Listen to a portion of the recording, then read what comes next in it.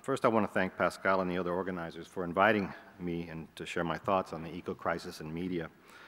I've been working on this for a while, not as long as John, and it's really an honor to be up here on the platform with John, who's been writing about the environmental crisis for decades now, and also to be up here with Pat chairing this panel, because you know Pat's a key figure in the eco-cinema and environmental communication area, so it's a pleasure for me to be up here with both of you. Thank you very much.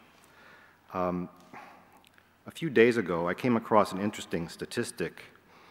It just caught my attention. Did you know that 90% of all of the data that exists today was created in the last 2 years? I know, right? Like, OMG. I mean, it makes you think, like, since Gutenberg, we've been twiddling our fingers. I mean, the last 2 years, really? And we can analyze this in a lot of different ways. I mean, we can talk about the security state and how, you know, the Prism Gate is actually taking advantage of all of this. We can talk about the network society. We can talk about the communication revolution that John mentioned. But what I want to talk about today is the environmental side of this, the environmental impact of this kind of expansion of our use of these media technologies, especially mobile computing. I take this from what I'm calling an eco-materialist point of view, and I know you go eco-materialist, though not another one, but it's a little bit more on the materialist side that John was talking about than on the discursive side of the environmental communication studies. I also want to argue that the eco-crisis challenges us to rethink the foundations of media and communication studies and calls for us to green what we do in a very fundamental way. As critical scholars, we cannot stand outside the realities of planetary decline, and in particular when some of the very technologies we admire and study are contributing their dirty business to the eco-crisis. So let's start with the basics again. I know John mentioned some of this, but we all know that there's scientific consensus now that humans are responsible for harmful climate change caused by the overproduction of carbon dioxide. Ocean acidification is killing off sea habitat, and we've overdosed the planet with nitrogen. Massive levels of conventional pollution are still a problem for the overdeveloped world, and as we've seen in last week's news from Shanghai, in the fast-growing economies of Asia too. And many of us of a certain age can bear witness to the rapidly diminishing biodiversity. This is the Earth's sixth great extinction, and we're responsible for it. Climate and environmental scientists have different ways of explaining the central point of this eco-crisis, which is that human activity, delimited by a growth-obsessed political economic order, has crossed the line of sustainability, which can be defined as the balance between what the Earth can give to support human activity and what the Earth can safely reabsorb from those activities. This balancing function has been called the scientific prerequisites for ecological sustainability, or more simply, our planetary boundaries, as John said. This slide gives you a picture of our transgression of those boundaries as currently measured by climate scientists. Now, to the meat of the matter. What does this have to do with us? Well, I have two answers. One I hope is conventional, acceptable, and you'll invite me back to give another study, and one that may be more controversial if I can get to it, given the time constraints. But let's start with the more conventional one, which involves introducing some more information. Media technologies from print to cloud computing are intimately linked to the environment. Their components are manufactured from natural resources. The chemicals, metals, and gases used to make them affect the health of workers and ecosystems. Their energy consumption is accelerating, with attendant rates of carbon emissions, and highly toxic discarded electronics are now the fastest growing part of municipal waste streams, what we call e-waste. But this is also the technology upon which our work is predicated. Without it, we wouldn't have the kind of content, institutions, or audiences that form the subject matter of the journal articles and books we write. And I wouldn't have the capacity to make this presentation with slides like this one. Media technology is proliferating, with spending on consumer electronics alone reaching $1 trillion last year and rising to something like $1.1 trillion this year. And this is in the midst of a recession, as John pointed out. This matches overall spending increases of 4 to 5% on all information technology, which will add up to about $3.7 trillion by the end of this year. This slide shows the major portion of this growth is in sales of mobile devices, a fact to remember as I move through this talk. Now, there are many relevant environmental problems associated with our love affair with media technology. There's energy use, there's the toxic issues that I mentioned. There are issues of production processes, the effect on workers, e-waste, labor exploitation. The one I want to use to focus on today is the issue of energy consumption to illustrate my general argument about how we're involved and how we're in some ways complicit in this.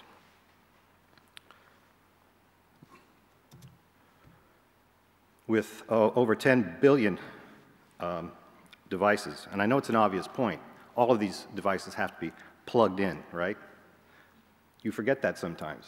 You have to plug these things into the electric grid. And remember, batteries too have their energy consumption in their production, their use, and their disposal. So all of this is happening while you're wirelessly connecting to the cloud, and I'll get to that in a minute. But there are over 10 billion devices now, at least since the last measurement, around the world that need electricity today. And according to the International Energy Agency, all this media technology consumes about 15% of the total global residential energy in use today. Without any changes in this trend, the residential electricity needed to power this stuff will rise to 30% of global consumption by 2022 and 45% by 2030, according to the International Energy Agency. Now, keep in mind that residential use is only talking about operational use. It's not talking about the energy that's consumed in the manufacturing stage of information and communication technologies. Just to give you an example, energy used in the manufacturing of laptops is 64% of the total that's used in that laptop's lifetime. And this does not account for the energy used to make the chemicals and the gases that go into the production of semiconductors. By the way, the production of the energy consumed by semiconductors is 84% is consumed in its production in its lifetime. And energy used to dispose and recycle is not counted in this measurement. Now, when we connect the dots between our high-tech lifestyle and the power grid, including the electricity it takes to manufacture and distribute these gadgets, we are talking about aggregate carbon emissions on a scale that matches the footprint of the aerospace industry. That's all of it taken together. The little drips of wattage that come out of that you consume with your smaller electronics don't matter that much, but it's the aggregate, all of us, the information society, big hog, okay? And the story on the so-called cloud is similar.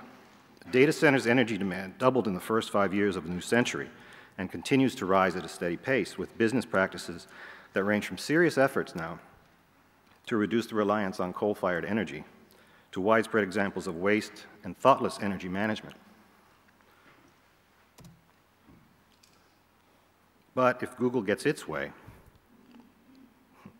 small-scale, inefficient data centers will disappear altogether, replaced by the likes of Google, Facebook, IBM, Microsoft, Amazon, and other mega operators of the cloud. Google backs this play with research showing that the centralization of cloud computing into massive infrastructure systems promises to reduce current energy consumption by 87%. And that sounds good to me, considering that at their current rate of demand, data centers are such ravenous hogs that, according to Greenpeace, if the cloud were a country, it would be the 5th largest consumer in the world of energy. Greenpeace itself is hopeful that change will come from the big data centers, especially the large companies that are moving to break with their dependency on coal-fired energy grids. Facebook is building a massive data center in Sweden using hydroelectric. Apple famously now has built one of the largest solar arrays to power its new, although secretly, training in the coal from Duke Energy in the Carolinas.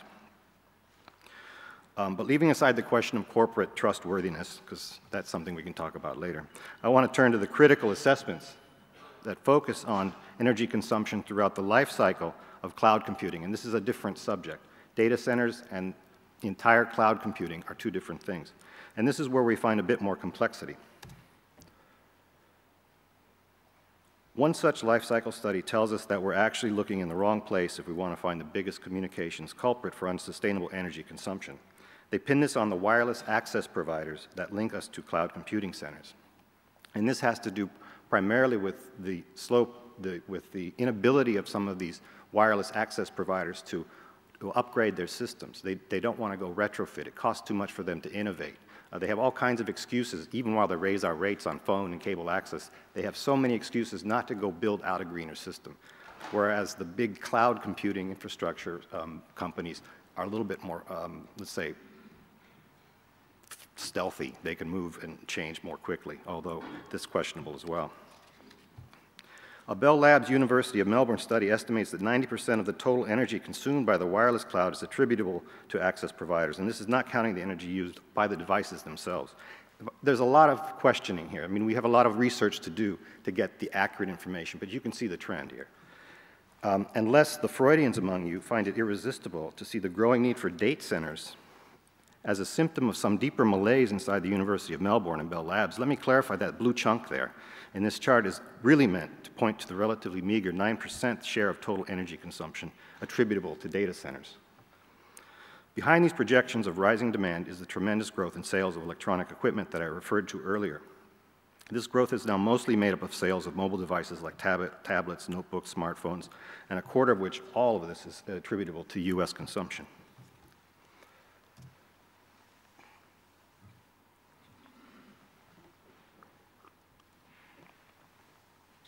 Excuse me. Such growth in mobile computing is really astounding, if you ask me, and it's the result, in part, by the unrelenting marketing of wireless gadgets promoted as tools to keep us constantly connected to each other and to the network. That $1 trillion in marketing that John mentioned, a lot of it's going to selling us on this idea that we need to be constantly connected, and wireless is all the rage. We used to call this ubiquitous computing, Ubicomp. Now it's the cloud, and as we've seen with the PRISM spying revelations, it also has become a major means of social control. But from an eco-materialist perspective, the intimate relation of media technology and environmental decline poses an urgent challenge to media scholarship, whether we study old broadcast systems, print media, film. And this can be related in terms of how we go back and look at the history of these systems, et cetera. But it really implies a very deep reconsideration of what we do. And I think that's not so controversial. Now, while you think about that, try to remember that this comes at a tremendous cost to the Earth's ecosystems and the biophysical health of all organisms on this planet. Now, that said, let's get to the question of what the field of communication media studies is doing about the eco-crisis. Well, the pessimistic answer is we're ignoring it altogether. When Toby Miller and I began to write this book, Greening the Media, we thought we'd have a really easy job of finding really smart people in the field who've studied the environmental impact of media technologies because, after all, we're brilliant people. And we just thought we could just summarize it all, synthesize it, and put a book out that was really reflecting what we've already done. There was nothing except a few reflections on where people send their, dispose of their old computers and things like that. There really wasn't too much deep, detailed analysis in our field. We had to go outside. And so, the pessimistic answer is we've been too self-interested in other things. Maybe we need to look more deeply. But there's a hopeful answer too, and that's just that we're not doing enough. Some of this can be credited to the foundational precepts underlying the study of media technology, which focus on media as a social, political, and psychological force, rather than as an environmental force affecting physical material realities in the biosphere. We think this is actually a game changer when you think of media as intimate environmental participants, rather than as representing the environment alone. And here I'll acknowledge two subdisciplines that have been working in some way on the environment, at least mention in their language the environment. One is to take seriously, and we're calling that environmental communication now. Eco-cinema is kind of working on this area too. The other one is ready for the crap heap of bad ideas, and that's called media ecology. I have time for the controversial stuff. All right. Now, I'm no expert in environmental communication. Really, the focus there is on content, and it's an interesting area, an important area. I'll defer to Pat, actually, in the Q&A if anybody has any questions on that. But this is my take on it. Environmental communication has made major advances since its inception in the 1980s. Its focus is primarily on how science reporting, environmental news, and other fictional and non-fictional forms of media represent non-human nature, climate change, and related economic and cultural matters, including the influence these media have on people's awareness of ecosystem processes and environmental problems. The focus on consciousness in rhetoric is important here because we can learn a lot about how messages are constructed. And, the idea, again, is to increase public knowledgeability about how to, how people think about the environment and how to influence their thinking about it and hopefully lead to some sort of action on it. But from my point of view, I would try to emphasize more research on environmental impact of the technologies themselves, as I said earlier. Now, some of these studies highlight interesting problems within existing communication models. For instance, and again, this is not too controversial since you read enough of these studies, it comes down to this. Environmental journalism cannot coexist within professional journalistic routines. Why? Because, to put it bluntly, there aren't two sides of the story of climate change. Yeah, you want to talk about that, don't you? Any editorial pressure to seek balance, where you have the skeptics, oh, we must ask a skeptic, only creates confusion. The scientific evidence is out there. There is consensus. There's debate on the different factors among scientists, but someone said the other day in one of these panels, we don't read science. You have to read the science. Otherwise, you're stuck with the journalism, and you'll just be confused. So the journalistic practices seeking objectivity and balance is problematic, number one. Perhaps this is why, and this is controversial for some of us, the environmental desk in the New York Times was closed last year. Maybe they just couldn't fit into the journalistic routines at the New York Times, but I'm sure they attribute it to cutbacks. There are also studies that suggest that basic science education, kids, we're lacking in basic science education. Kids simply aren't being prepared to comprehend the ecological crisis, let alone understand even the most accessible forms of science journalism. And this gives freer rein to the appeal to emotions. And as all of you know, because you study this stuff, this typically gives the advantage to the side with the most money to communicate environmental news. And that's not good for fostering a culture of sustainability. And once we're in the register of emotional appeals, it's not well understood how political ideology connects to a person's propensity to accept climate science. And there's some interesting stuff coming out of neuroscience, which is fascinating to me because they're taking pictures of people's brains and trying to figure out how Republicans are different from Democrats and liberals from conservatives. And some studies actually suggest that right-wingers tend to find disgusting imagery a strong motivation to act in a pro-environmental manner. Show them somebody drinking, muddy water, and they'll go, and then they'll want to do something. Where liberals tend to respond to appeals to serve the greater good, as we hear all the time. But underlying all of these problems is the absence of an eco-ethical education in so-called modern societies. We are not asked to reflect on our species' relation to non-human nature in any ongoing way as part of a culture of sustainability, except, of course, in our semiotic mastery of representing nature. Instead of a culture of sustainability, what we get constantly is this appeal to be involved in a frenzy society of consumption. Well, that's sort of my, environmental communication is much more than that, but this is my takeaway from that, as they say, takeaway. But please visit the Environmental Communication, the International Environmental Communication Association website. They're doing good work, lots of links and bibliography there. And also, try to get to one of the panels here in environmental communication and talk to folks. I have 5 minutes. What's that? 5 minutes. Environmental communication guys trying to get me off the stage. All right, now for the fun part. And I know there might be some media ecologists out there, and I originally wanted to end with a searing attack on media ecology. But then I thought about it, and frankly, it just wasn't worth it.